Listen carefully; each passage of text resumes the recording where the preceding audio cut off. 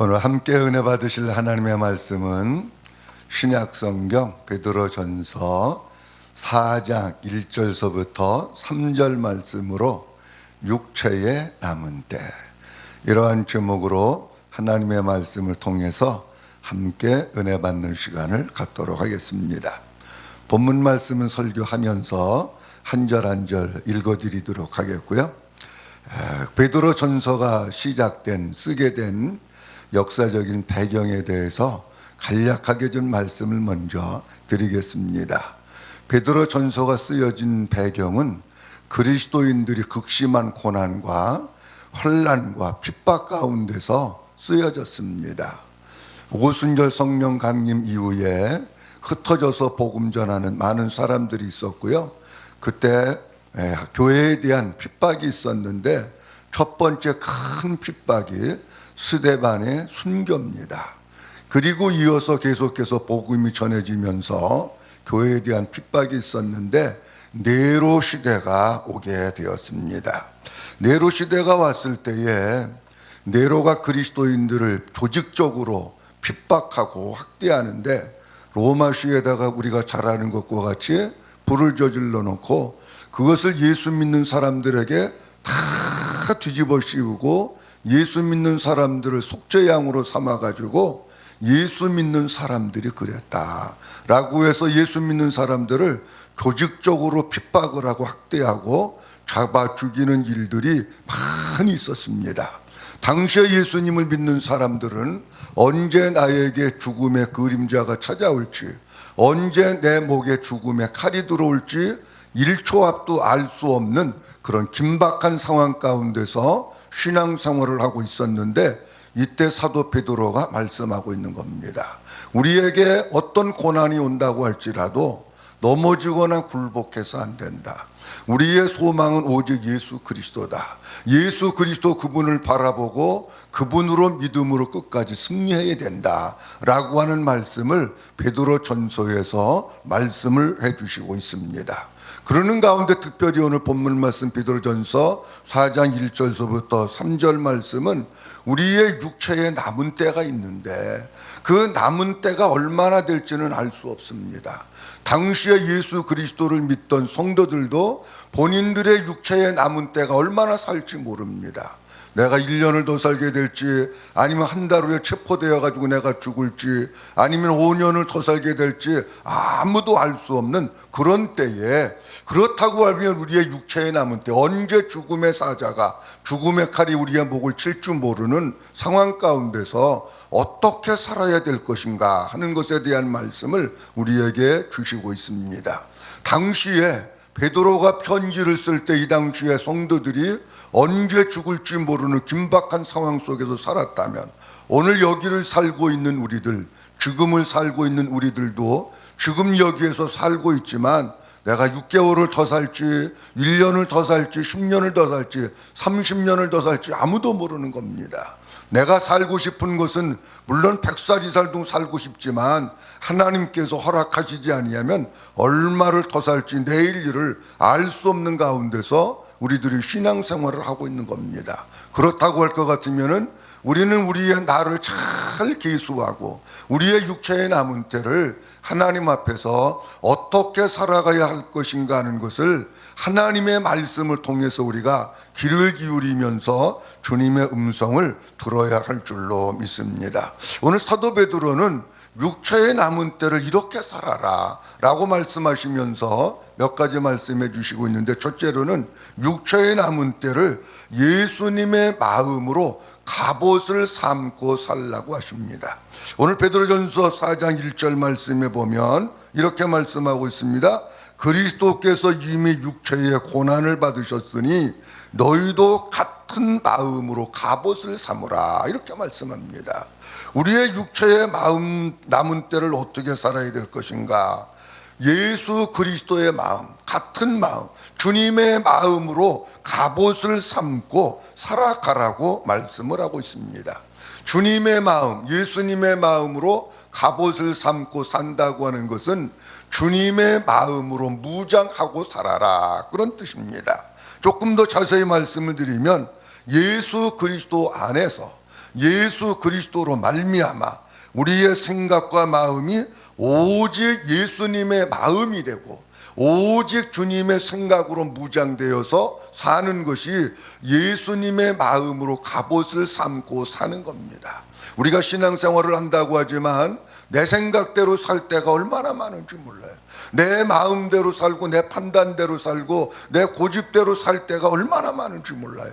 이렇게 살다가 보니까 우리가 영적으로 점점 힘을 잃어버리고 머리 깎인 삼손과 같이 되어서 세상 가운데서 우리에게 고난이 오고 시련이 오고 사탄의 공격이 오면 여지없이 한 방에 무너져 버리는 것이 왜 그러느냐? 아니 예수님의 마음으로 갑옷을 삼고 살아야 되는데 예수님의 마음으로 갑옷을 삼고 사는 것이 아니라 내 생각, 내 마음으로 갑옷을 삼고 살다가 보니까 나는 무너질 수밖에 없는 거예요. 그러니까 주님은 말씀하십니다. 네 마음대로 살지 말아라. 네 생각대로 살지 말아라. 너희 생각 속에도 주님의 생각으로 채우고 너희 마음도 주님의 마음으로 채워서 오직 나를 갑옷 삼고 내 마음 되어서 살 때에 너희가 어떤 고난이 닥쳐온다고 할지라도 당당하게 싸워서 이길 수 있느니라. 이렇게 말씀하시는 거예요. 우리가 매일매일의 삶 가운데서 기도하면서 삽니다. 근데 기도하면서 사는데 기도해야 될 제목들이 많이 있습니다. 그 가운데 우리가 빼놓지 말고 기도해야 될 것이 뭐냐고 하면 주님 오늘도 내 마음이 온전한 주님 마음 되어서 살게 해주세요. 이 주님 마음 되어서 살을 때에 우리는 어떤 고난과 어떤 시련과 어떤 죽음의 그림자가 우리를 공격한다고 할지라도 내가 이기는 것이 아니라 내 안에 계신 주님의 마음, 주님이 이기게 해주시는 거기 때문에 우리는 날마다 주님 오늘도 온전한 주님 마음 되어서 살게 해주세요. 내 생각대로 살지 말게 하시고 주님의 생각으로 채워주시고 하나님의 생각으로 채워주시고 성령의 생각으로 채워주세요. 이렇게 할 때에 우리는 어떤 죽음의 그림자나 어떤 고난이나 핍박이 온다고 할지라도 두려워하거나 겁내지 않고 당당하게 승리하면서 살아갈 수 있게 되는 줄로 믿습니다. 그런데 4장 1절 말씀에 보면 이렇게 말씀하고 있습니다. 주님의 마음으로 갑옷을 삼으라고 하시면서 그 앞에 그리스도께서 이미 육체의 고난을 받으셨으니 이렇게 말씀합니다. 그 주님의 마음이 많이 있는데 그 고난과 시련 속에서 사는 성도들을 바라보면서 사도 베드로는 뭐라고 얘기하고 있느냐? 그리스도께서 이미 육체의 고난을 받으셨는데 그 고난의 마음도 우리가 무장을 해야 된다는 거예요. 예수님이 십자가에 고난 받으신 거 그것 가지고 무장하면 예수님의 십자가의 고난보다도 더 큰 고난은 이 세상에 없다는 거예요. 그것으로 우리가 무장을 해라 그렇게 말씀하십니다.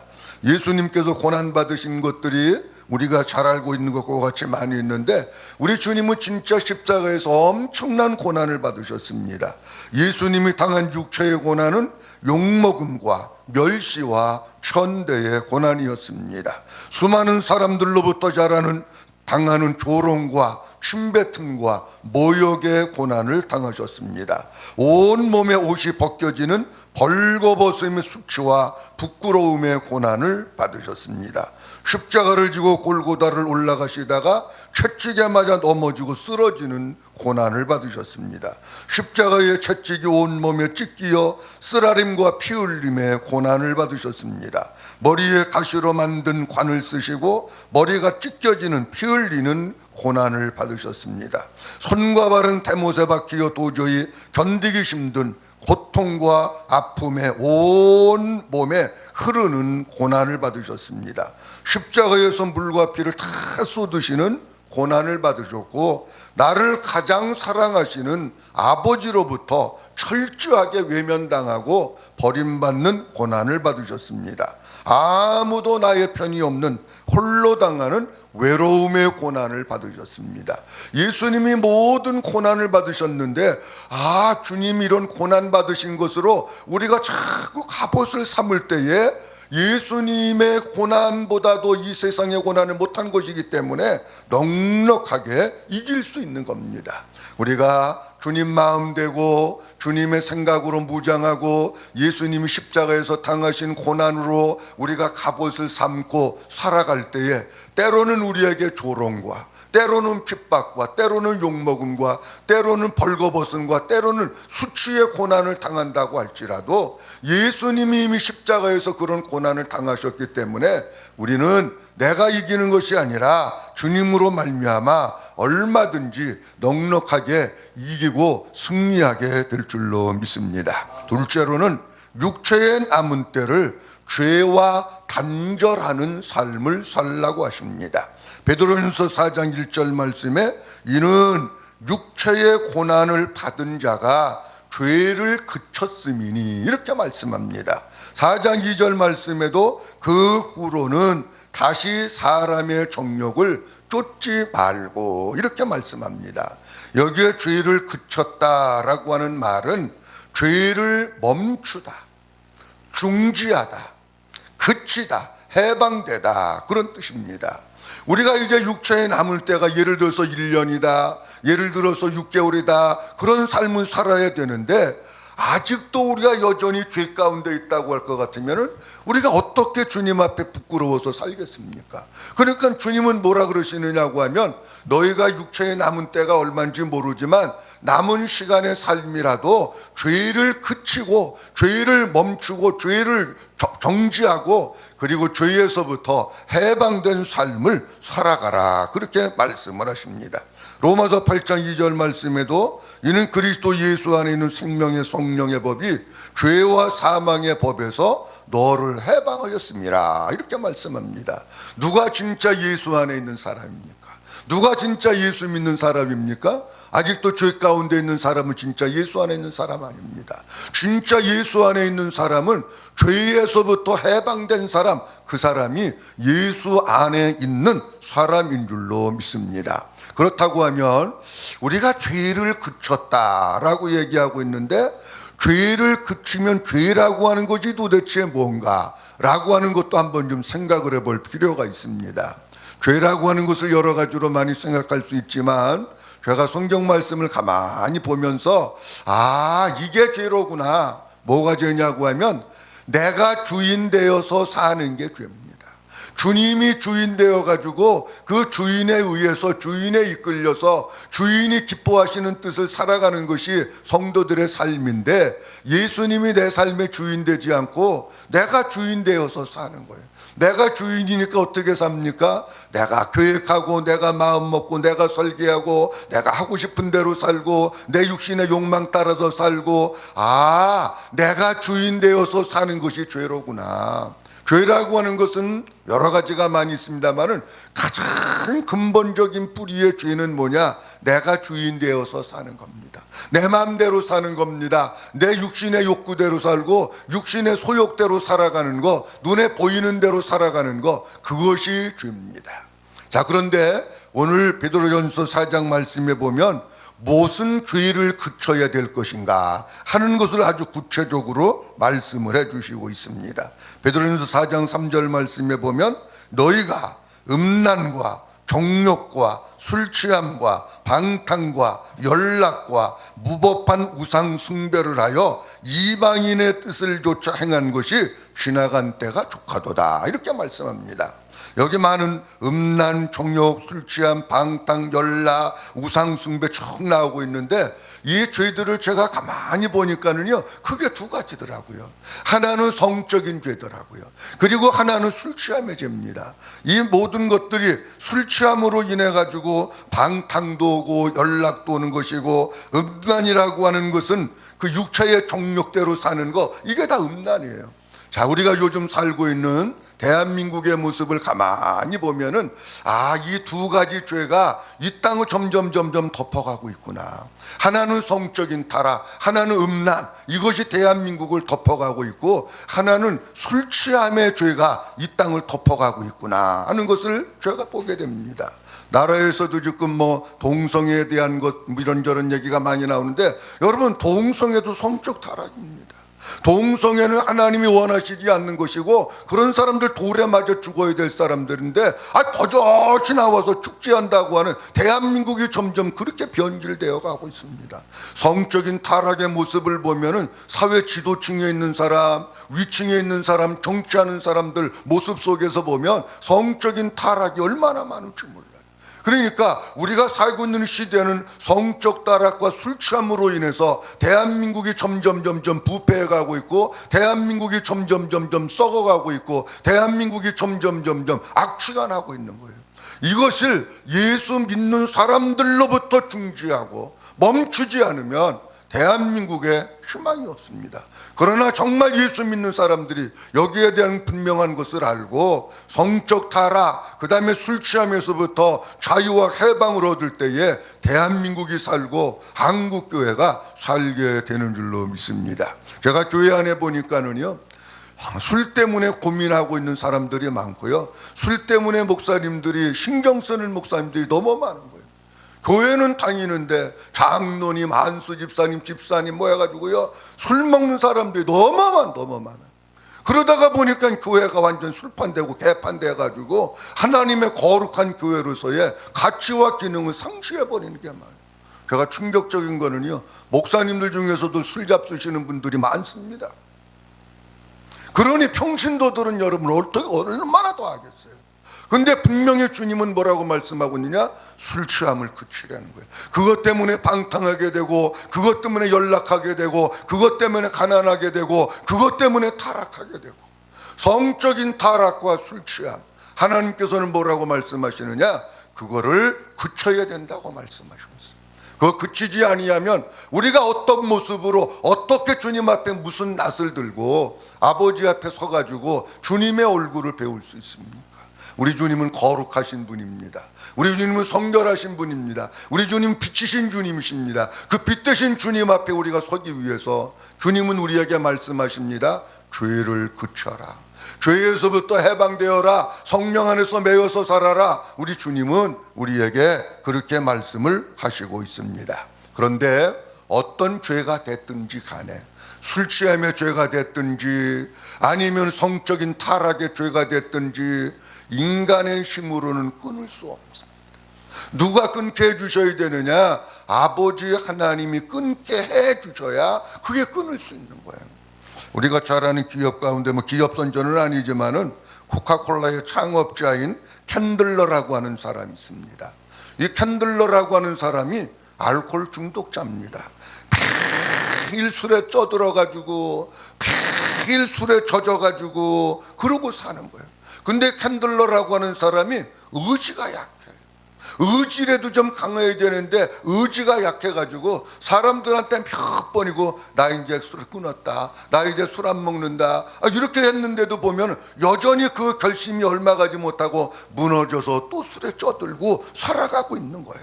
근데 어느 날 술에 취해가지고 집으로 돌아오고 있는데 하늘에서부터 벼락 같은 큰 천둥 번개 같은 소리가 이 사람 마음속을 확 때리는 거예요. 자신의 본능적 욕구를 거절하는 사람이 성공한다. 그런 음성이 벼락같이 마음을 갖다가 때리는데 생생하게 귀에 들리는 것 같이 이게 들려서 잊어버리지가 않는 거예요.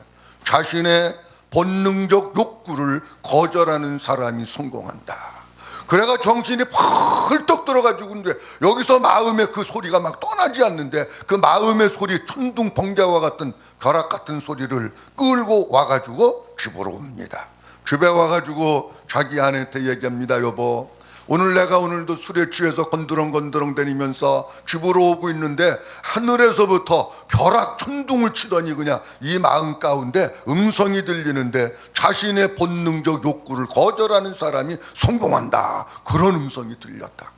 부인이 뭐라 그러냐고 하면, 여보, 그 음성 들릴 때 내가 당신 술 끊기 위해 가지고 하나님 앞에 엎드려서 기도하고 있었어. 그런 얘기를 하는 거예요. 아, 나는 끊을 수 없지만 아내가 기도하니까 하나님이 역사하셔서 그 심령에 벼락을 치게 해가지고 음성을 들려준 거예요. 그 소리를 듣고 부부가 둘이 손을 잡고 하나님 앞에 막 기도하기를 시작한 거예요. 근데 기도하는데 하나님의 은혜가 캔들러의 마음속에 임하더니 그 마음에 빛이 비추어지더니 마음에 평강이 임하고 마음에 주님의 은혜가 임하는 거예요. 내가 그렇게 끊으려고 결심도 많이 하고 사람들한테 술 끊는다고 얘기도 많이 했는데 못 끊었는데 그 밤 아버지 앞에 두 부부가 엎드려서 아버지 앞에 술 끊기를 위해서 이 죄를 그치기 위해서 기도했더니 주님이 역사해 주셔가지고 다시는 술 생각이 안 나는 거예요. 여러분, 우리가 죄를 그치는 것은 인간의 힘으로 할 수 없습니다. 아버지 앞에 엎드려 기도하면 그 주님이 우리의 기도를 들으시고 우리로 하여금 죄의 소욕에 일어나지 않도록, 그런 마음과 그런 생각도 나지 않도록 완전히 해결해 주실 때에 우리는 죄에서부터 정결하게 되고 깨끗하면서 거룩한 삶을 살게 되는 줄로 믿습니다. 마지막 세 번째로는 육체의 남은 때를 어떻게 살아야 될까? 육체의 남은 때를 하나님의 뜻을 따라서 살라고 하십니다. 베드로전서 4장 2절 말씀에 이후로는 다시 사람의 정욕을 좇지 않고 오직 하나님의 뜻을 따라 육체의 남은 때를 살게 하려 함이라, 이렇게 말씀하고 있습니다. 주님은 우리가 육체의 남은 때를 어떻게 살기를 원하시느냐? 내 뜻을 이루는 것을 위해서 사는 것을 원하시는 게 아니고 내 뜻은 내려놓고 내 뜻은 포기하고 아버지 하나님의 뜻을 따라 살기를 원하시는구나. 그렇다고 할 것 같으면 우리가 육체의 남은 때가 1년이 될지 50년이 될지는 모르지만은 내 뜻은 십자가에서 못 받고 내 뜻은 다 포기하고 내려놓고 아버지의 뜻만을 이루어드리는 삶을 살아나가는 것이 진짜 예수 안에 살고 있는 성도들의 모습인 줄로 믿습니다. 우리 예수님도 이 땅에 오셨는데 뭐라고 말씀하시고 있느냐면 내가 내 뜻을 행하기 위해서 이 세상에 오셨다고 말씀하지 않습니다. 나는 아버지의 보냄을 받아서 아버지 하나님의 뜻을 행하기 위해서 이 땅에 오셨다는 거예요. 예수님 그러면서 마지막 십자가상에서도 뭐라고 십자가를 앞두고 뭐라고 기도하십니까? 아버지, 내 뜻대로 하지 마시고 아버지의 뜻대로 해주세요, 이렇게 기도하잖아요. 우리 주님은 오직 하나, 나를 이 세상에 보내신 아버지의 뜻을 이루기 위해서 이 세상에 오셨고 그렇게 사셨어요.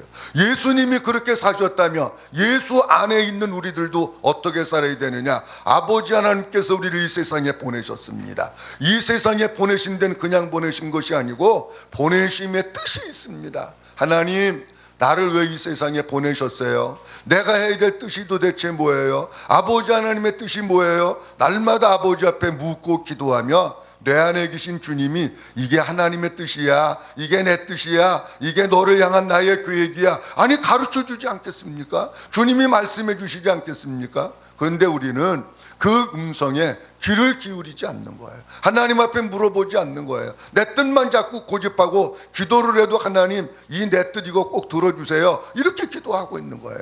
우리 하나님께서는 오늘 우리에게 말씀하십니다. 나 육체의 남은 때를 우리가 어떻게 살아야 될지 고난과 시련과 죽음을 앞둔 성도들에게 말씀하시고 있는 것과 같이 오늘 여기에 살고 있는 우리들에게 동일하게 말씀을 해주십니다. 육체의 남은 때를 어떻게 살아야 할까? 육체의 남은 때를 여러분들은 어떻게 살기 원하십니까? 주님은 우리에게 세 가지로 말씀하십니다. 육체의 남은 때를 예수님의 마음으로 갑옷을 삼고 살라고 하십니다. 육체의 남은 때를 죄와 단절된 삶, 죄에서부터 해방된 거룩하고 성결된 삶을 살라고 하십니다. 육체의 남은 때를 하나님의 뜻을 따라서 살라고 하십니다. 아무쪼록 하나님께서 우리의 생명 얼마나 이 땅에서 더 연장해 주실지 모르지만 날마다 주님의 마음으로 갑옷을 삼아서 우리의 마음이 온전한 주님 마음 되기 위해서 기도하고 주님의 생각으로 채워지기 위해서 기도하고 주님의 고난으로 갑옷을 삼기 위해서 늘 기도하면서 어떤 고난이 온다고 할지라도 당당하게 승리하고 죄악이 관영하는 세상 가운데서 죄와 단절된 삶을 살면서 거룩한 주님의 신부로 살아가고 내 뜻을 이루는 삶을 살아가는 것이 아니라 아버지 하나님의 거룩한 뜻을 이루어 아버지 앞에 영광 돌리고 주님의 나라를 세워나가는 우리 모두가 될 수 있기를 주님의 이름으로 축복합니다.